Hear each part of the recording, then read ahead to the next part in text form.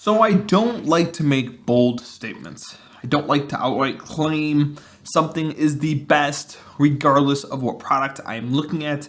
And this is mainly because there's a lot of good products out there. There's a lot of good options out there. There's tons of good gaming mice out there that you can pick and that'll work great for you. Well, when I did my review of the Burst Pro, I was super impressed. I loved it. And I was impressed to a point that I absolutely had to check out its little brother, the Burst Core. And after taking a look at the Burst Core, all I can really say is that at $30, this is the best budget gaming mouse on the market as of today. So design-wise, this is going to be nearly identical to the Burst Pro. We're going to have a faux ambidextrous design, but this time it's going to have no translucent honeycomb shell. Instead, it's going to have a solid honeycomb shell, which is basically the same thing, but it's just not see-through. So you can't see like the honeycomb in here, but underneath there's the honeycomb shell underneath. So that's exactly what it is. Again, it's just not translucent. The top center portion of the mouse has a matte finish, and then the sides of the mouse are going to have a kind of a glossy finish within the hexagon pattern that you'll find on the sides. There is going to be hidden really well on this white version that I have right here.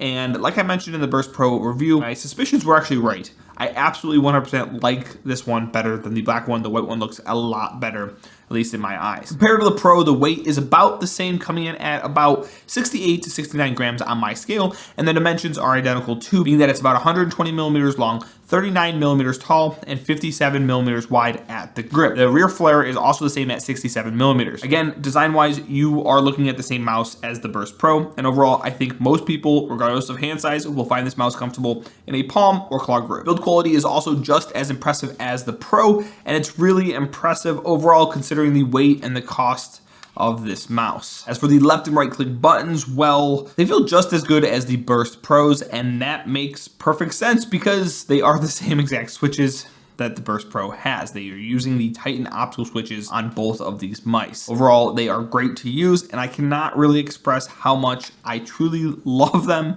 because they are absolutely great. In my eyes, they are no doubt currently the best optical switches on the market. Now, one thing that was very apparent when I grabbed this and I unboxed it and I started using it is that the left and right click buttons were pretty stiff out of the box. I was actually really shocked at how stiff they were compared to the Pro, and they weren't not usable, so they were definitely usable, but they were just stiffer than I would have liked, and they were definitely stiffer than the Burst Pros, as I just mentioned. The fortunate part of this is that after I used this mouse for a few days, I think it was about a week or so, the buttons did break in a bit, and the issue completely vanished, and now it's basically the same as the Burst Pro, and it feels great when you actually want to actuate the buttons. Between the left and right click buttons, we're going to have our mouse wheel as well as our DPI button. The mouse wheel has a really nice rubber texture and it scrolls really well, although it is a bit soft pressure-wise in my opinion. It is also surrounded by the only RGB that you're going to find on this mouse at all, which of course can be controlled with the Swarm software that I'll be talking about a little bit more later in this video. The mouse wheel feels great and tactile, and it's up there with some of my favorite mouse wheels I've ever used. As for the DPI button, well, it feels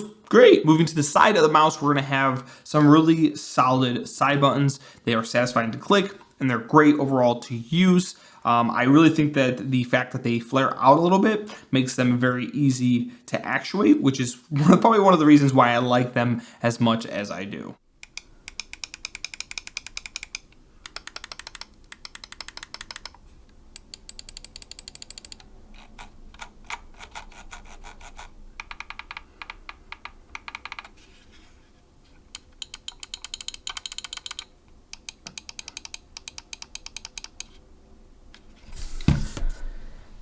Now, taking a look at the front of the mouse, we're going to have a non-removable rubber cable. It's one of the ones that we don't typically like. It's rubber, it's stiff, and it's just really not my favorite at all. But I do have to consider this is a $30 mouse, and I think for that price point, I think it's okay. I think it's fine. Plus, you can always replace it with a paracord if you decided you wanted to here in the future. But again, it's not my cup of tea. I don't like the rubber cords. Moving to the bottom of the mouse, we're going to have our mouse feet and then our sensor. The mouse feet are located in the front and then the back of the mouse and are 100% PFTE. They feel absolutely great when you're using it, and they glide super well. The sensor, on the other hand, is going to be the PixArt PMW3331. This sensor is going to have a max DPI of 8500, a max acceleration of 35, and a max speed of 300. And basically, it's identical to that of the sensor on the well-reviewed and very comparable Razer Viper Mini. Performance of the sensor is going to be great in game, and I felt that it was fast and accurate. I would have no issue recommending this for someone who's playing fast-paced shooters in which you absolutely need, again, that fast and accurate traits in your mouse to be very effective and make sure that you improve you and not like hold you back while you're playing these games. Now, moving to the software side of things, we're going to have the ROCCAT Swarm software. I don't really have much to say other than it's fine. It works. And you have a ton of things that you can do within the software to customize this mouse. You can change your DPI, your polling rate, you can change your RGB settings. So if you want to configure your RGB on this, you can do that there. You can configure your buttons, so you can go ahead and set up some macros, and you can do so much more with the Swarm software. I did also compare the Swarm software with the Burst Pro because I was curious if there was anything different. And then there was only two noticeable differences that I found. The first one is going to be that the Burst Pro allows you to change liftoff distance. This one does not. And then the Burst Pro also allows you to have some more advanced DPI controls. So you can actually change your DPI for your X and Y axis versus this one, you can only change your DPI overall. So again, if that's a feature that's important to you, then maybe the Burst Pro is more suited for yourself. But again, it's double the price, so you got to weigh those options. Other than that, though, it does seem that the software is identical for both of these mice, and overall, I like how it's set up for these mice, just like I said in the Burst Pro review. And so, to reiterate,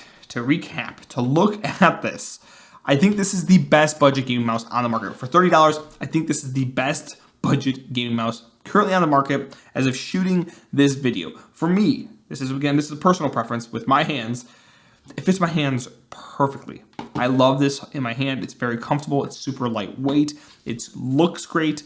It's a top-notch performer. And again, it's just $30. Yes, it does have some flaws, such as the rubber cable that I would totally... Yeah, I wish it didn't have rubber cable. I wish it had some sort of, their paracord that they have on the Burst Pro. But honestly, that's really the only negative I found with this mouse at this price point. Even with the Viper Mini currently on sale for $30 as of shooting this video, I think the Burst Core is my hands down pick for a budget gaming mouse. So if you're looking for a budget gaming mouse, I think this is going to suit and it's going to satisfy most people out there. And that's with me loving the Viper Mini. So if you've watched my review of the Viper Mini, you know I love the Viper Mini.